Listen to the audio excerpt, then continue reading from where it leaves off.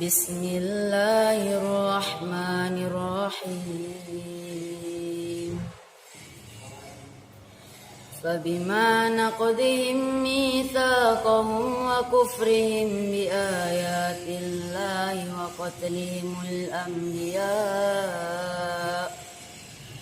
وقتلهم الأنبياء بغير حق وقولهم قلوبنا غلف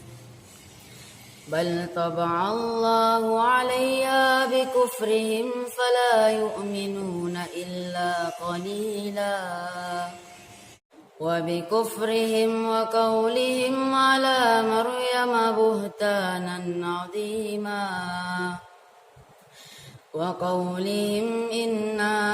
قتلنا المسيح عيسى ابن مريم رسول الله وما قتلوا وما صلبوا ولكن شبه لهم وإن الذين اختلفوا فيه لفي شك منه ما لهم به من علم إلا اتباع الظن وما قتلوا يقينا بل رفعه الله إليه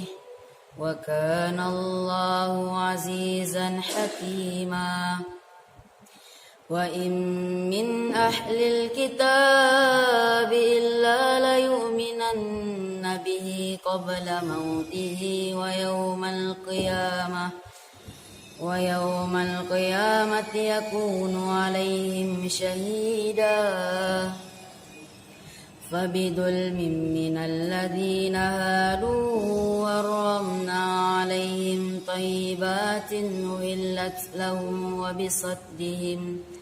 وبصدهم عن سبيل الله كثيرا وأخذهم الربا وقد نهوا عنه وأكلهم أموال الناس بالباطل وأعتدنا للكافرين منهم عذابا أليما لكن الراسخون في العلم منهم والمؤمنون يؤمنون بما أنزل إليك وما أنزل من قبلك